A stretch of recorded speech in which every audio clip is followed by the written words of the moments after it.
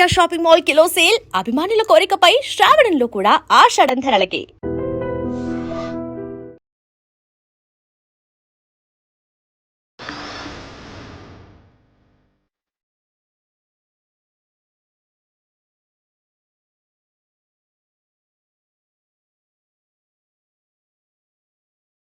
భార్య చేతిలో మరో భర్త బలి. ఇలాంటి వార్తలు ఒకప్పుడు విన్నప్పుడు చాలా ఆశ్చర్యంగా, విడ్డూరంగా, వింతగా అనిపించేది. కాస్త మనసులో, గుండెల్లో భయం కూడా ఉండేది.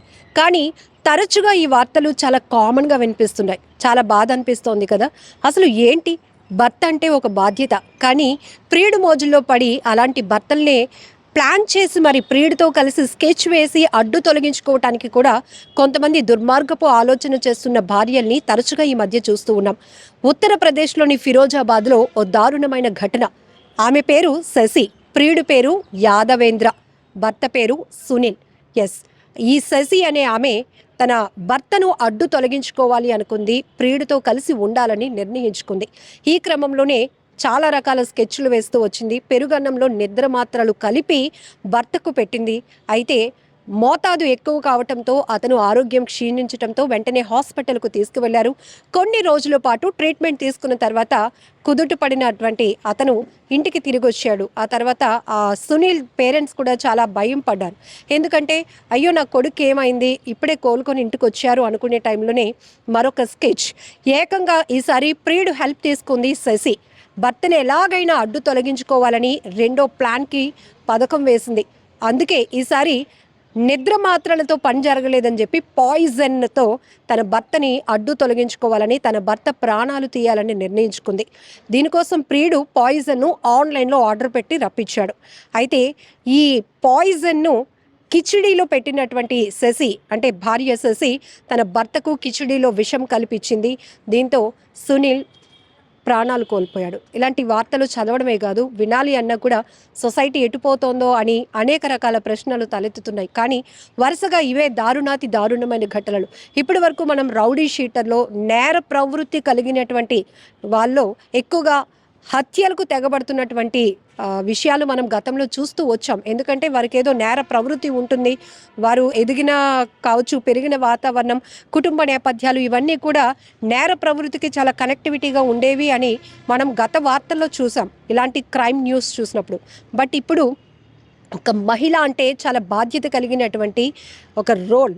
కుటుంబ బాధ్యతలే కాదు, తనను తాను మలుచుకుంటూనే తన పిల్లల్ని, భర్తని, అత్తమామల్ని, అమ్మా నాన్నని కూడా ఎంతో కేర్ఫుల్గా, బాధ్యతగా చూసుకోవాల్సినటువంటి పాత్రలో ఒక రోల్లో ఉన్నటువంటి ఒక బాధ్యత కలిగినటువంటి మహిళలు కొంతమంది దుర్మార్గపు ఆలోచన చేస్తున్నారంటే ఎటుపోతోంది. అసలు తల్లి పాత్రలో ఉన్న వాళ్ళు పిల్లల్ని కూడా అడ్డు తొలగించుకుంటున్నారు. భార్య అంటే ఒక నమ్మకం, భార్య అంటే తనకు అన్నీ అనుకునేటువంటి భర్తల్ని కూడా అడ్డు తొలగించుకోవడానికి ప్రియులతో కలిసి స్కెచ్లు వేసి చంపేస్తున్నారు. ఎంత దారుణమైన ఘటనలు. ఒకప్పుడు ఈ వార్త వినాలి అంటేనే చాలా సాహసంగా అనిపించేది, చాలా గుండె ధైర్యం కావాలి. అంత దుర్మార్గురాలు ఎవరు, అంత హృదయం కఠినంగా మార్చుకున్న ఆ రాక్షసి ఎవరు అని అప్పట్లో అనుకునేవాళ్ళం. బట్ ఇప్పుడు ట్రెండ్ మారిందా ఏంటో. ఏం చూసి నేర్చుకుంటున్నారు? వెబ్ సిరీసా, సినిమాలా, సీరియల్ కిల్లింగా, ఏం చూసి ఇలాంటి ఐడియాలు వస్తున్నాయో తెలియదు. కానీ ప్రియుడు మోజులో పడి భర్తలకి దూరం అవుతూ ఉండటం, భర్తల్ని అడ్డు తొలగించుకోవాలి, ప్లాన్ చేసేసి వాళ్ళని చంపేయాలి, ఆ తర్వాత కుటుంబానికి దూరంగా వెళ్ళిపోయి ఇష్టమైన వాళ్ళతో జీవించాలి అనేటటువంటి దుర్మార్గపు ఆలోచనలో నుంచే ఇలాంటి హత్యా నేరాలు మరింతగా పెరుగుతున్నాయి అనటంలో ఎలాంటి డౌట్ లేదు. ఇక్కడ ఈ భార్య శశి కూడా తన భర్త సునీల్ని అడ్డు తొలగించుకొని ప్రియుడు యాదవేంద్రతో కలిసి ఉండాలి అనుకుంది. కానీ సునీల్ తల్లిదండ్రులకు ఒక డౌట్ వచ్చింది. తన కొడుకు చనిపోయిన తర్వాత కోడలి ప్రవర్తనలో చాలా మార్పులు గమనించినటువంటి వాళ్ళు తన కొడుకుని కోడలే చంపించిందా అనే ఒక ఆలోచనతో, ఒక అనుమానంతో పోలీసులకు వారు కంప్లైంట్ ఇవ్వడం జరిగింది. అప్పుడు భర్త సునీల్, ఎవరైతే సునీల్ ఉన్నారో ఆయన హత్యకి, చనిపోవటానికి కారణాలు విశ్లేషించే క్రమంలోనే పోలీసులకు ఇంట్లో పాయిజన్ ప్యాకెట్ అనేది కనిపించింది. దీంతో అప్పుడు క్లారిటీ వచ్చింది. సో భార్య భర్తను ఇలా హత్య చేయించింది, అందుకు కావాల్సినటువంటి ప్లాన్ కానీ, స్కెచ్ కానీ, పాయిజన్ని ఆన్లైన్లో ఆర్డర్ పెట్టి తెప్పించింది ప్రియుడు యాదవేంద్రే అని తెలుసుకున్నటువంటి పోలీసులు ఇద్దరిని కూడా అదుపులోనికి తీసుకున్నారు. ఇక్కడ ఎంత దారుణాతి దారుణం, ఇన్ని వార్తలు చూస్తున్నారు కదా. ప్రతి వార్త ఒక ఘటనను మీ అందరికీ తెలియచెప్పడమే కాదు, అందులో ఇలాంటి హత్యలు, ఆత్మహత్యలకు పాల్పడుతున్న వారి కుటుంబ పరిస్థితులు ఎలా ఉన్నాయి, హత్యలకు తెగబడుతూ నేర ప్రవృత్తి కలిగిన వారి కుటుంబాలు ఎలా విచ్ఛిన్నం అయిపోతున్నాయి, వారికి ఎలాంటి జైలు శిక్షలు అనుభవించాల్సి వస్తోంది, పోలీసుల కస్టడీలో వారు ఎదుర్కొంటున్నటువంటి పరిస్థితులు ఏంటి, ఇవి కూడా మీకు తెలియజెప్పే ప్రయత్నం చేస్తున్నప్పుడు మీకు తెలీదా, ఒక వ్యక్తిని అడ్డు తొలగించుకున్న తర్వాత పోలీసులకు చిక్కకుండా మీరు బయట తిరగగలుగుతారు అని ఎలా అనుకుంటున్నారు? ఎంత అనాలోచితమైన ఆలోచన ఇది. క్షణికావేశంలో ఒక వ్యక్తిని చంపేయాలి, అడ్డు తొలగించుకోవాలి అనుకుంటున్నారు, కానీ ఆ తర్వాత మీరు ఏమవుతారు, జైలు పాలవుతారు అనే విషయాన్ని గమనించుకోలేకపోతున్నారా? సొసైటీలో ఒక చెడ్డ ముద్ర వేసుకోగలుగుతారు అని ఆలోచించుకోలేకపోతున్నారా? ఎందుకు ఈ క్షణికావేశం? ఎందుకు వేరే వ్యక్తుల మోజులో పడి ఉన్న కుటుంబ వ్యవస్థని పూర్తిగా చెడగొట్టే ప్రయత్నాలు ఎందుకు చేస్తున్నారు? ఇక్కడ సునీల్ అమ్మా నాన్నకి డౌట్ రావడం వల్ల ఇలాంటి దుర్మార్గపు కోడల బుద్ధి, ఆ కోడల ప్రేమలో పడినటువంటి వ్యక్తి బుద్ధి బయటపడి ఇప్పుడు కటకటాల పాలైనటువంటి పరిస్థితి. ఇదొక్కటే కాదు, తరచుగా ఉత్తరప్రదేశ్లోనే కాదు అనేక రాష్ట్రాల్లో ఇలాంటి ఘటనలు మనం తరచుగా చూస్తూనే ఉన్నాం.